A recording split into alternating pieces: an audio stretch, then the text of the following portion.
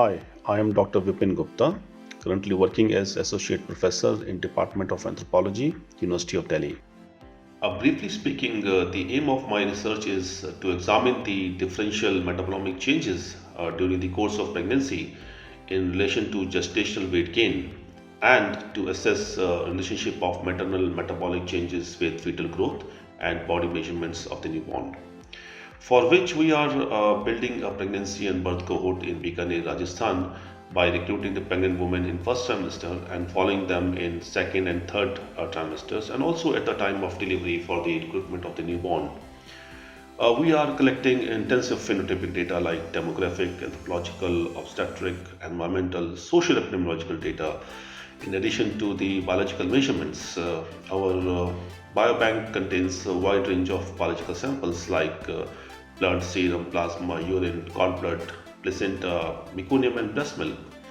And we have named it as a gestation route to healthy birth, that is a girl cohort, which is a Hindi word for pregnancy.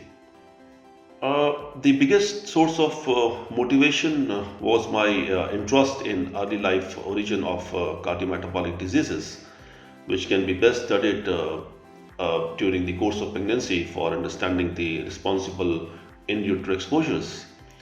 And moreover, I think the dynamic nature of the pregnancy is the most intriguing in the sense that all biochemical and physiological systems change in a well-controlled manner, and any disruption in which can adversely affects the maternal metabolism that may lead to high burden of maternal and newborn complications. Therefore, I'm developing this pregnancy and birth cohort to answer my research questions. COVID-19, our research project was actually affected by this pandemic lockdown in various manner. For instance, the zero recruitment of study participant for almost 6 to 8 months. Then a huge reduction in the follow-up of the participants already recruited at the baseline. We have also lost the follow-up of the almost 200 deliveries. Then also the loss of manpower working in the project. A few of the project staff left due to panic situation. Then purchase and delivery of the required materials for the running the project was also challenging. Even after the relaxation of lockdown, recruitment rate in first semester was very low, and even today we have not reached the stage which was already there before the lockdown. India has high rates of abnormal pregnancies, prevalence of birth defects, higher number of stillbirths, and over 45% of the children under 5 years of age are stunted. So this justifies the need of detailed metabolic investigations. Moreover, the higher prevalence of both malnutrition and overnutrition in India and increased rates of metabolic disorders like type 2 diabetes, gestation diabetes, and preeclampsia also warrants metabolomic studies.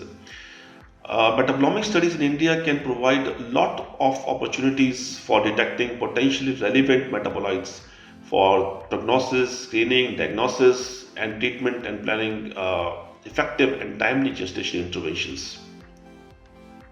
I think the recipe for success is the rapport establishment with the local hospital and the communities, then regular interaction with the project staff, problem solving attitude, and most importantly, perseverance in efforts that constantly helps in improvisation of the project management strategies.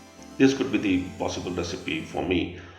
India Alliance Fellowship, I think I cannot imagine setting up of the longitudinal research, that too on metabolomics, without the generous grant of India Alliance. I think the prospective studies always have the potential for academic collaborations to answer multiple research questions and are considered as an institution in itself that can largely benefit the society.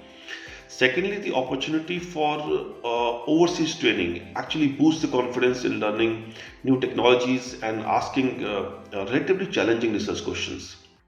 I think the setting of a longitudinal pregnancy cohort with a huge scope of expansion in future is the most rewarding element of this project. And secondly, it also gives the amount of practical wisdom that can be directly applied with teaching epidemiology paper and research method paper to the students. Thank you.